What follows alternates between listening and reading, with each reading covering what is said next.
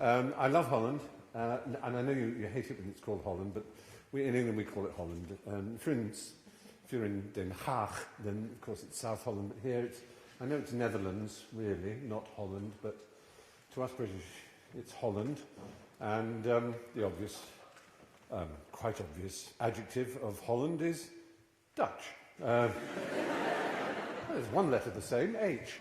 I don't know why this happened. We have an amazing relationship, Britain and Holland, as well you know.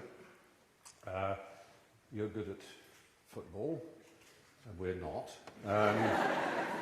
You have an amazing history of painters and merchants and civilization. And it's a secret not many British people know, but Western civilization eventually, really, to be honest, was invented here, in Amsterdam. It's where it all came from. And most British people are not aware that you invaded us successfully in the 17th century and took over.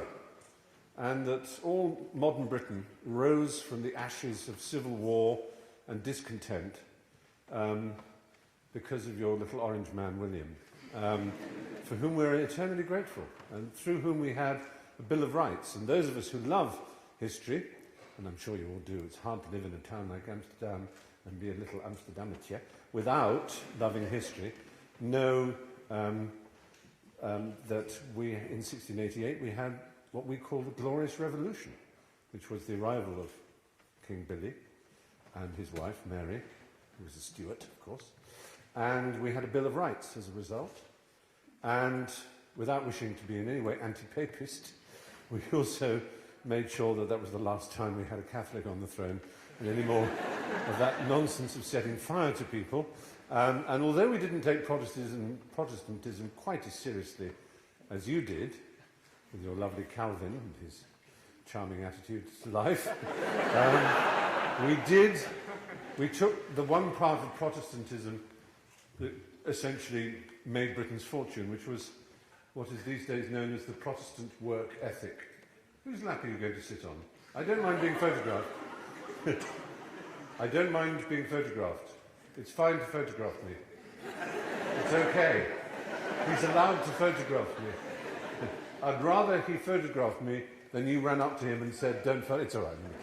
It's all right. It's fine. Help yourself. Mit Flitz? Mit Flitz? Yeah. Good. Goed. Yeah. Echt mooi. Yes, I don't know, I'm not here to give you a history lecture, you know all this, but it just, every time I come to Amsterdam, it does give me pleasure to remember just how united our countries are and how much we have in common in terms of, we're both, you know, Napoleon wanted to insult Britain during the Napoleonic Wars, and he called us a nation of shopkeepers, and he thought that was an insult. But you as Dutch people will know that all he was saying is that we're a great commercial nation. And that's what the Dutch are, you're a great commercial nation. And a lot of British people think, God, Holland, it's amazing, it's so tolerant and open and free, and there's such diversity and acceptance.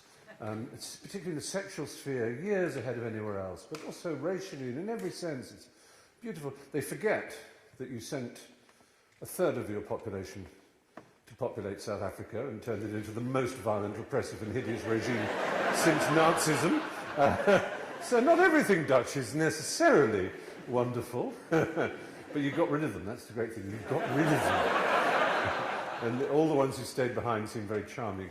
But I tell them, and I may be wrong, you can put me right here, I also say, yes, they've legalized prostitution, but that's not because they're open and free. It's so that prostitutes pay tax. And that's the good reason. You're a good commercial nation. And it's an honour always to be in Amsterdam. Apart from anything else, it's such a beautiful city. It is so beautiful. Every time I see it, my mouth drops open because I forget how lovely it is. And again, it's lovely for tax reasons, isn't it? Because there was a tax on the width of houses. And so you have these beautiful little houses. And there's just every angle of every gracht, every angle over every bridge, is like a famous jigsaw puzzle. You think, oh yes, I'm sure I did a jigsaw puzzle once of that. It just looks so perfect. And it's a very amazing place to live. And even though I'm in this church, I don't know which religion, I mean obviously Christianity, but which sect of Christianity is represented. It's certainly not Catholic, I can tell you that. It's quite plain and simple. It's a simple Protestant church. I would try and moderate my language, despite having said lum and kut. Oh, I've said them again! I can say anything, can you see there? That's very kind. Dank u wel. Look at those sweets they've given me. That's very pleasing. Look at my tummy. I don't need any more. So I'm here, as you may or may not know, in theory, to publicise a book on behalf of Penguin, who published me in this country, and I was anxious to leap at the opportunity of having a few days here in the Netherlands. As you may or may not know, the book that is piled up here for your pleasure, boxes and boxes behind, so every single one of you can have at least 7 copies, is an autobiography. It's the second volume of my autobiography. The first volume I wrote some years ago, in fact, and was about my childhood. I had a very peculiar childhood. Peculiar now, it seems strange, though when I was young it seemed normal. I was sent away at the age of 7 to a boarding school 200 miles from the home in the country where I grew up. And if that seems very cruel and peculiar and Harry Potter, it's because it was very cruel and peculiar in Harry Potter, but that's the way children were educated, certainly I suppose of a certain type of family. My father had been at a private school when he was tiny, and my mother, when she was 4, my mother went away to a boarding school. It was just normal. We considered it the usual thing. The only thing that was unusual was that I kept getting expelled or kept getting thrown out of school. So I was always being, for some reason or another, I was always being thrown out. Thieving, lying, cheating, being wicked, running away. All the things that children can do, I did. I suppose if I'd been born 30 years later, I would have been told I had attention deficit disorder. Instead, I had, unfortunately, what they called in those days being an irritating dick disorder.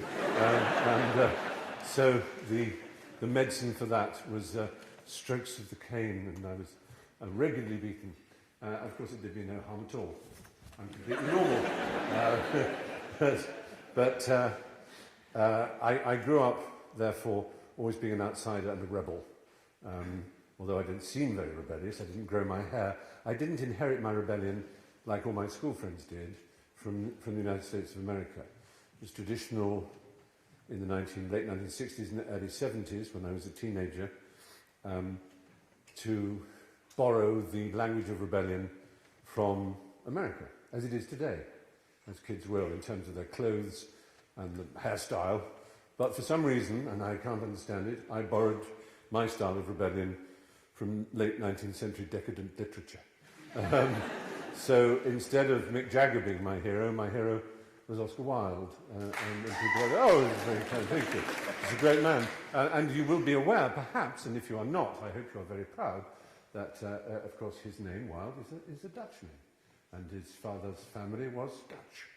So you can, although he was an Irishman and born in Ireland, his father's family was Wilde, and he was of Dutch origin. So it's another great thing you can claim. So there you are. Isn't it amazing? Holland is just emerging as more and more of the perfect country every step we take in this little discussion. And there were a number of reasons, of course, why I might have taken Wilde as a hero, and the first of them we have to get over, like a hurdle in a horse race, is sexuality, because I was... when did I first know I was gay? It's a question a lot of gay people are asked, and I think probably when I was being born. I think I looked up and said, well, that's the last time I'm going up one of those.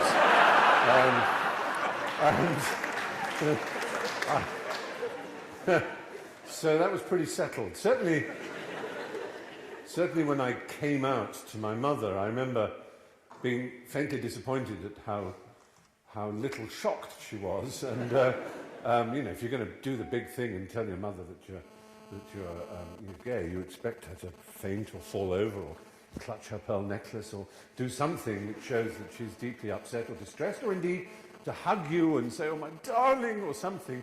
But she said, "Yes, yes." So I said, "Well, hang on, Mummy, when did you know?" She said, "Well, I think the better question would be, when didn't I know?" She said, "I think certainly when you were 3 it was obvious." I said, "Well, hang on. Why?" Because I think I'm right in saying I'm not especially effeminate. Obviously there are different types of gay people as there are different types of straight people. And just as you have very quite effeminate metrosexual straight men, you have a gay style which is self-consciously effeminate and which is amusing and can be charming, the Queenie style, but that's not particularly me. So I don't think I went around the place like that, although I'd have been quite happy if I had. So I said, "How did you know?" She said, I don't know, mothers know, don't they? It's just some sort of strange instinct. She knew, she always knew. So I knew, as I say, very early on as well, but of course I lived in a time when it wasn't quite so simple. There weren't role models, certainly not living role models. There was no internet, or if there was, it was made of wood and ivory, and I didn't know anything about it. And so all I had was the library. When you're young and you have any view of the world, any particular sense of yourself, you need vindication. You need to believe that you belong. There's a great quotation which I value as a definition of, if you like, the modern Western human being, is that we are all torn in two directions. The tension of Western civilization is that we all wish to be alone, unique, ourselves, different. But the other half of us wishes us to be assimilated, to be hugged and to belong to the tribe. So we wish to be apart from the tribe, standing alone. Il se tient le plus fort qui se tient le plus seul, as I think is I don't know why I said that in French, it should be Norwegian. I think it's the last line of The Master Builder, isn't it? He stands strongest who stands most alone. A sort of Ibsen line, very terrifying. But part of you as an adolescent believes that. I am me, only I see the beauty of nature. Only I quiver and vibrate with the magnificence of a dawn or the fabulous nature of a sunset or love. No one else has felt it as I have. I am alone. That's an important feeling. And that those on the rugby field or the football field, the cricket pitch, they are oafs and fools. They have no souls. They have no beauty of nature.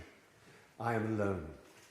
But you particularly feel this, of course, if you have this thing inside you, this feeling that you are perhaps cursed by a sexuality that will make you lonely and unhappy for the rest of your life, because certainly in the early 1970s that was the basic view of anybody who was gay, was that either you would call them sick in the sense of ill, or sick in the sense of wicked, and one thing could be certain was that they would have a lonely and unhappy, unaccepted life. And that's not a very nice thing to believe, of course, when you're young. And yet the weird thing is, and this is not in any way to say that I repudiate, there's a good English word, I repudiate or distance myself from the gay liberation movement and all the things that followed it, the magnificent strides that have been made towards equality. I applaud and they make me cry with joy. Just this Sunday, literally a few days ago, I was in the Sao Paulo gay parade in South America, in Brazil.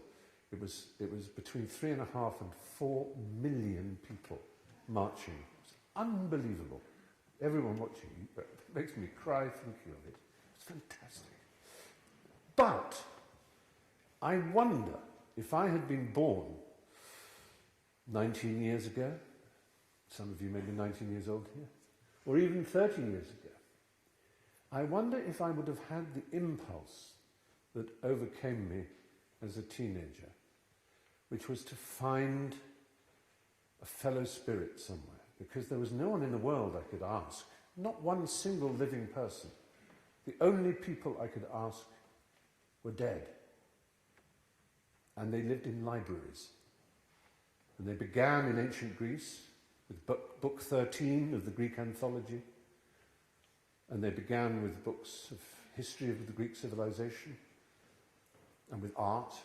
And then most particularly, they began with stories of men like Oscar Wilde. And if I had not been so determined to find heroes who made me feel good about myself, I would not have fallen in love with literature and art.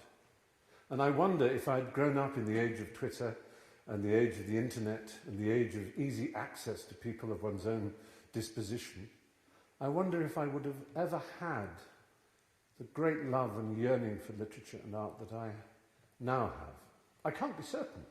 It may be that I would always have been in love with language and in love with ideas and the life of the mind and art and all the things that to this day excite me more than anything else. But I do know that whereas my friends spent their time worrying about dating girls and playing rugby matches and watching football, I would be in a library chasing one book after another. You know how you now do it with a mouse click, with a metalink? You know, that's in blue so you can click it. And it like a mountain goat, you can leap from crag to crag, or like a butterfly from flower to flower, just by clicking. In books, this is done by bibliographies. This is books. I remember, and it all began with watching a film of The Importance of Being Earnest. It was made with Edith Evans and Michael Redgrave. Wonderful film. And I was 10 or 11 when I was watching it, and I remember I was kneeling on the floor watching it. And there was a particular line, almost all of it went straight into my head and stayed there.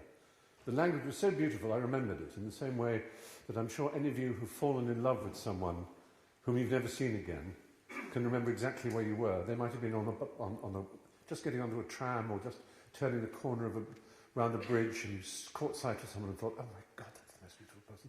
And I bet every detail of that is in your head. And it's the same with music and literature. When it first hits you, when it first really smacks you on the forehead, you never forget it. And it just happened to be the comedy, The Importance of Being Earnest with me.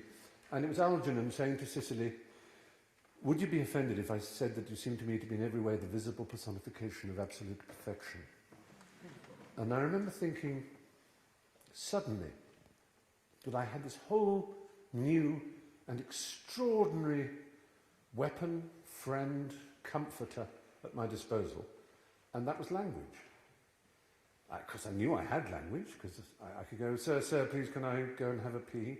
I'm hungry, shut up, I don't want any, no thank you, yes please. I knew language could do that. I didn't know that it could seduce and beguile and delight and thrill and be like music or paint, that it could actually cause a quiver of excitement to pass through your body. Just the sound of one word after the other could be a music, and a music that is available to us all.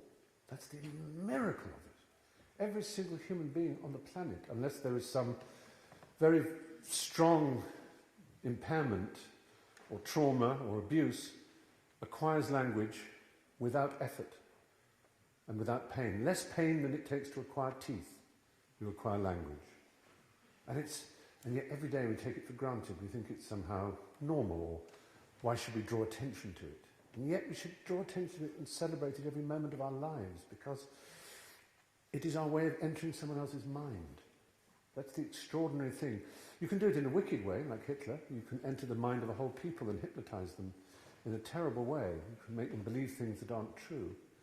But you can also open people's eyes with language in a way you can do with no other form of art. It's not to dismiss music, which I believe, as I think E.M. Forster said, is the deepest of the arts and deep beneath all the arts.